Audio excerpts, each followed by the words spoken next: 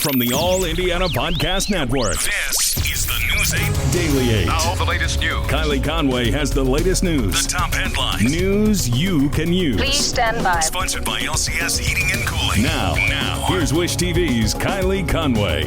From Wish TV, I'm Drew Blair in for Kylie Conway with your News 8 Daily 8 on this Wednesday, December 1st. The first headline is an unprovoked attack against two police officers in Indianapolis. That is how IMPD's assistant chief described violence at 1:15 this morning on the northeast side of the city. Police say the suspect was shot after the attack. All three involved are expected to survive. It happened on Fairfield Avenue, not far from the state fairgrounds. Police say one officer was stabbed in the neck, the other in the chest. The officers were rushed to the hospital by other officers.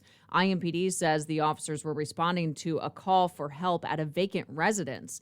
Assistant Chief Chris Bailey said the view he had of body camera footage early this morning is disturbing and heroic, his words. Police in Michigan say the father of a 15-year-old accused in yesterday's school shooting bought the gun less than a week ago. It's a 9mm pistol. The shooting at Oxford High School killed 3 students and wounded 8 other people. Some were last listed in critical condition. Early indications are that vaccines and boosters do protect against the Omicron variant of COVID-19. That's according to Israel's health minister, who also says there will be more accurate information in the coming days about the efficacy of the vaccine. President Biden is expected to lay out measures to prevent the variant from spreading in the U.S., including stricter testing for international travelers. Top government officials familiar with talks spoke with CNN. They say the measures include testing for everyone coming into the U.S., both before and after they arrive, regardless of vaccination status.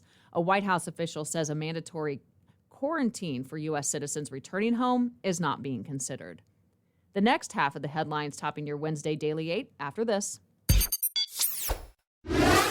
Happening today, groups on both sides of the abortion debate plan protests outside the Supreme Court. The court is about to review a Mississippi law banning the procedure after 15 weeks of pregnancy. The court could effectively overturn the Roe v. Wade decision that guaranteed a woman's right to end a pregnancy. Former Vice President and Indiana Governor Mike Pence is urging the justices to outlaw abortion. Pence gave a speech in Washington, D.C. yesterday. He says he believes the justices will reverse Roe v. Wade now or in the near future. The justices are also still considering a new Texas law that strictly limits access to abortions.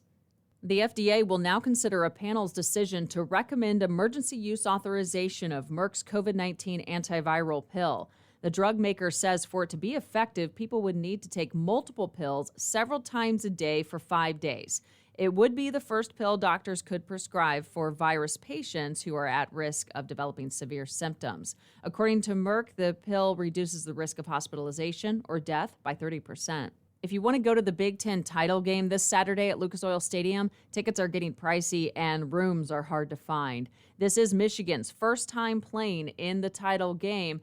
Only the second appearance for Iowa. Local leaders say those factors and fan proximity are driving demand. Public tickets sold out quickly, leaving secondary selling sites the only option. Indiana Sports Corp estimates 100,000 people will visit Indianapolis over the championship weekend. This has been your News 8 Daily 8 from Wish TV. I'm Drew Blair. Online at wishtv.com and follow us on Facebook when you search Wish TV.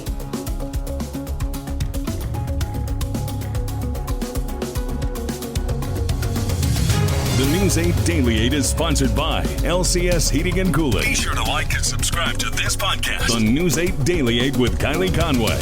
And be sure to discover even more great podcasts now at allindianapodcastnetwork.com.